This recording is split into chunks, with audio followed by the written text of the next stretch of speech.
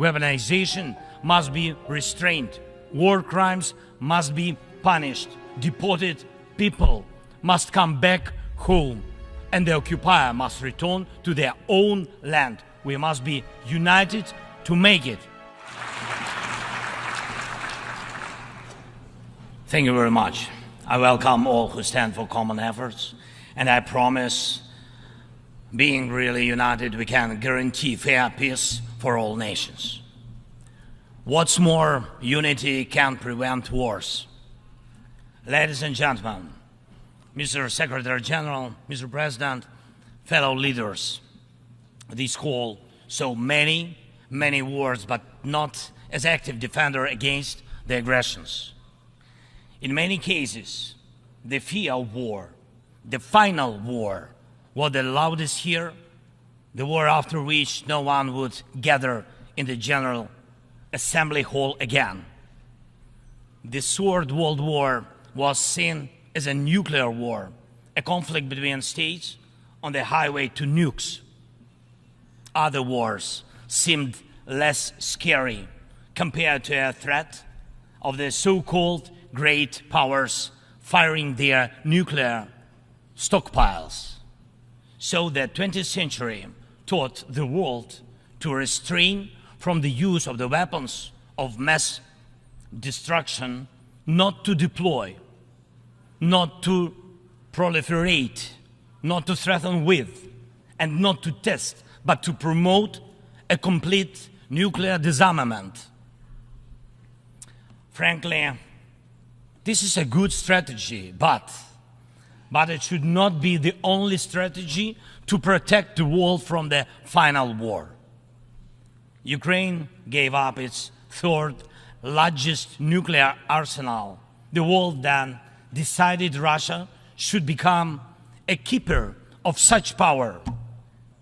Yet history shows it was Russia who deserved nuclear disarmament the most back in 1990s. And Russia deserves it now. Terrorists have no right to hold nuclear weapons. No right. But truly, not the nukes are the scariest now. While nukes remain in place, the mass destruction is gaining its momentum. The aggressor is weaponizing many other things, and those things are used not only against our country, but against all of yours as well. Fellow leaders, there are many conventions that restrict weapons, but there are no real restrictions on weaponization. First, let me give you an example. The food. Since the start of the full-scale war, the Ukrainian ports in the Black and Azov seas have been blocked by Russia. Until now, our ports on the Danube River remain the target for missiles and drones. And it is a clear Russia's attempt to weaponize the food shortage on the global market in exchange for recognition for some, if not all, of the captured territories.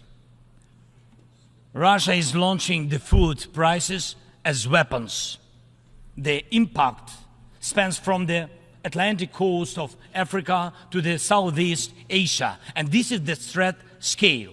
And I would like to thank those leaders who supported our Black Sea Grain Initiative and program Grain from Ukraine. Thank you so much. United, we made weapons turn back into food again. More than 45 nations saw how important it is to make Ukrainian food products available on the market, from Algeria to Spain to Indonesia and China. And even now, when Russia has undermined the Black Sea Grain Initiative, we are working to ensure food stability. And I hope that many of you will join us in these efforts. We launched a temporary sea export corridor from our ports, and we are working hard to preserve the land routes for grain exports. And it is alarming to see how some in Europe, some our friends in Europe, play out solidarity in political theater, making thriller from the grain. And they may seem to play their own role, but in fact, they are helping set the stage to a Moscow actor. Second, weaponization of energy. Many times the world has witnessed Russia using energy as a weapon. Kremlin weaponized oil and gas to weaken the leaders of other countries when they came to the Red Square. And now this threat is even greater. Russia is weaponizing nuclear energy. Not only it is spreading its unreliable nuclear power plant construction technologies, but it is also turning other countries' power plants into real dirty bombs. Look, please, what Russia did to our Zaporizhia power plant. Shelled it, occupied it, and now blackmails others with radiation leaks. Is there any sense to reduce nuclear weapons when Russia is weaponizing nuclear power plants? Scary question. The global security architecture offers no response or protection against such a treacherous radiation threat, and there is no accountability for radiation blackmailers so far. The short example is children. Children. Unfortunately, various terrorist groups abduct children to put pressure on their families and societies. But never before the mass kidnapping and deportation would become a part of the government policy. Not until now. We know the names of tens of thousands of children and have evidence on hundreds of thousands of others kidnapped by Russia in the occupied territories of Ukraine and later deported. The International Criminal Court issued arrest warrant for Putin for this crime. And we are trying to get children back home. But time goes by. What will happen with them? What will happen to them?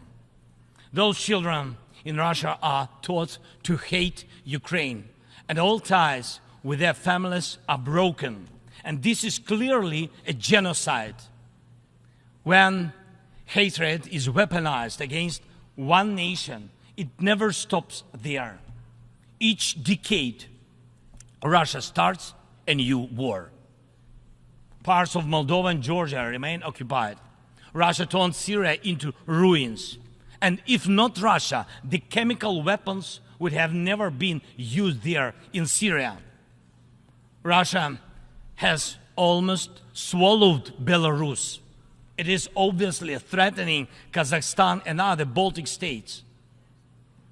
And the goal of the present war against Ukraine is to turn our land, our people, our lives, our resources into a weapon against you, against the international rules-based order. Many seats in the General Assembly Hall may become empty if Russia succeeds with its treachery and aggression. Ladies and gentlemen, the aggressor scatters deaths and brings ruins even without nukes, but the outcomes are alike. We see towns, we see villages in Ukraine wiped out by Russian artillery, leveled to the ground completely. We see the war of drones. We know the possible effects of spreading the war into the cyberspace. The artificial intelligence could be trained to combat well before it would learn to help the humanity. Thank God, people have not yet learned to use climate as a weapon. Even though humanity is failing on its climate policy objectives, this means that extreme weather will still impact the normal global life, and some evil state will also weaponize its outcomes. And when people in the streets of New York and other cities of the world went out on climate protest, we all have seen them. And when people in Morocco and Libya and other countries die as a result of natural disasters, and when islands and countries disappear underwater, and when tornadoes and deserts are spreading into new territories, and when all of this is happening, one unnatural disaster in Moscow decided to launch a big war and kill tens of thousands of people. We have to stop it. We must act united to defeat the aggressor and focus all our capabilities and energy on addressing these challenges. As nukes are restrained, likewise the aggressor must be restrained, and all his tools and methods of war. Each war now can become final, but it takes our unity to make sure that aggression will not break in again. And it is not a dialogue between the so-called great powers somewhere behind the closed doors that can guarantee us all the new wars era, but open war of all nations for peace. Last year, I presented the outlines of the Ukrainian peace formula at the UN General Assembly. Later, in Indonesia, I presented the full formula. And over the past year, the peace formula became the basis to update the existing security architecture. Now we can bring back to life the UN Charter and guarantee the full power for the rules-based world order. And tomorrow, I will present the details at a special meeting of the UN Security Council. The main thing is that it is not only about Ukraine. More than 140 states and international organizations have supported the Ukrainian peace formula fully or in part. The Ukrainian peace formula is becoming global. Its points offer solutions and steps that will stop all forms of weaponization that Russia used against Ukraine and other countries and may be used by other aggressors. Look, for the first time in modern history, we have a real chance to end the aggression on the terms of the nation which was attacked. And this is a real chance for every nation to ensure that aggression against your state, if it happens, God forbid, will end. Not because your land will be divided and you will be forced to submit to military or political pressure, but because your territory and sovereignty will be fully restored. We launched the format of meetings between national security advisors and diplomatic representatives. Important talks and consultations were held in Hiroshima, in Copenhagen, and in Jeddah on the implementation of the peace formula. And we are preparing a global peace summit. And please, I invite all of you who do not tolerate any aggression to jointly prepare the summit.